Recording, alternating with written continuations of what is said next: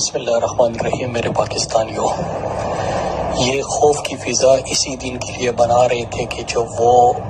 پاکستان کے مقبول ترین لیڈر عمران خان کو گرفتار کرے تو یہ سمجھے تھے کہ قوم نہیں نکلے گی، قوم کے اوپر اتنا پریشر ڈالو، اتنا میڈیا کے اوپر قدغنیں ڈالو، اتنا لوگوں کو ہراساں کرو، ان کو جیلوں میں ڈالو، ان کے گھر توڑو کہ جب وہ ایسا اقدام کرے تو لوگ سڑکوں پر نہ نکلے۔ میرے پاکستانیوں، آپ کو آپ کی لیڈر عمران خان نے کہا تھا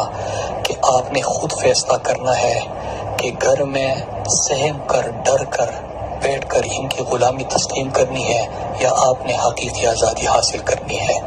میرے پاکستانیوں، جیسا کہ ہماری لیڈر نے ہمیں سکھایا ہے کہ آپ نے ہمیشہ پرامن رہنا ہے۔ آپ سب نے بڑی تعداد میں پورے پاکستان میں نکل کر ہاتھ میں پلے کارڈز اٹھا کے حقیقی آزادی کا اور عمران خان کی رہائی کا مطالبہ کرنا ہے۔ آپ نے پرامن رہنا ہے، کیونکہ ان کو بہانا چاہیے کہ کوئی ایسی سچویشن یہ کریٹ کرے جس طرح انہوں نے 9 مئی کو کیا تھا اور پھر کارکنوں کے اوپر، میڈیا کے اوپر اور تحریک انصاف کے اوپر اور عوام کے اوپر ظلم و ستم کے پہاڑ ڈالے۔ میرے پاکستانیوں، فیصلہ آپ کو کرنا ہے کہ آپ نے غلام رہنا ہے یا آپ نے حقیقی آزادی حاصل کرنی ہے۔ جس نام پر ہم نے یہ مملکت خداداد پاکستان حاصل کیا تھا کہ پاکستان کا مطلب کیا؟ لا الہ الا اللہ، اور لا الہ الا اللہ کا مطلب کہ اللہ کے سوا کسی کے سامنے نہیں جھکنا۔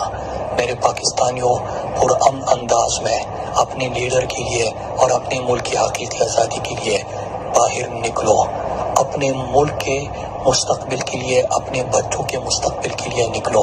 انشاءاللہ وہ دن دور نہیں کہ پاکستان صحیح معنوں میں حقیقی آزادی حاصل کرے گا، صحیح معنوں میں ایک فلاحی ریاست بنے گا۔ آپ نے دیکھا کہ ریجیم چینج آپریشن کے بعد کس طرح پاکستان کی معیشت کو برباد کیا، خوشحالی کو برباد کیا، آئین کو انہوں نے ردی کی ٹوکری میں ڈالا، قانون کا ستیہ ناش کیا، عدالتوں کے فیصلے کو نہیں مانتے، الیکشن سے یہ بھاگتے ہیں، عوام سے یہ بھاگتے ہیں۔ لیکن کب تک یہ عوام سے بھاگیں گے؟ آپ نے آئین اور قانونی حق جو آپ نے یہ نہیں مانتے، لیکن ہم آئین اور قانون کو ماننے والے ہیں۔ آپ نے آئین اور قانون کے مطابق اپنا احتجاج ریکارڈ کرنا ہے، اور انشاءاللہ ہم جب متحد ہوں گے، اکٹھے ہوں گے، تو پاکستان کو کوئی بھی غلام نہیں رکھ سکتا۔ پاکستان اپنی حقیقی منزل کو انشاءاللہ پہنچے گا۔ میں اپنی ماؤں، بہنوں، بیٹوں سے، اپنے بزرگوں سے اپیل کرتا ہوں کہ آپ نے اپنے مستقبل کے لیے، اپنے ملک کے لیے، اپنے لیڈر کے لیے، اس لیڈر کے لیے جس نے ناموس رسالت صلی اللہ علیہ وآلہ وسلم کا مقدمہ پوری دنیا میں لڑا، اس لیڈر کے لیے جب اسلام کو دہشت گردی سے جوڑا جا رہا تھا تو اس نے اسلام فوبیا کے خلاف اقوام متحدہ میں قرارداد منظور کرائی، اس لیڈر کے لیے جو مدینے کی ریاست بنانے کا عزم یونائٹڈ نیشنز میں کھڑے ہو کے کرتا ہے، اس لیڈر کے لیے جو کشمیر اور فلسطین کا سفیر بنا، اس لیڈر کے لیے جو عالمی اسلام کا ترجمان بنا، اس لیڈر کے لیے جو انہوں نے غریبوں کو کا سہارا بنے احساس پروگرام دیا، اس لیڈر کے لیے جو پاکستان کے نوجوانوں اور پاکستان کے مستقبل کے لیے منصوبوں کا آغاز کیا، وہ لیڈر جو پاکستان کی خودداری پہ سمجھوتا نہیں کیا، اس لیڈر کے لیے جس نے دنیا کی آنکھوں میں آنکھیں ڈالی اور اس کو کہا کہ ایبسولوٹلی ناٹ، اس لیڈر کے لیے ہم نے نکلنا ہے۔ یہ سمجھتے ہیں کہ لوگوں میں خوف پیدا کر کے، ان کو ڈرا دھمکا کے، ان کو گھروں میں بند کر دیں گے، اور یہ جو مافیا ہے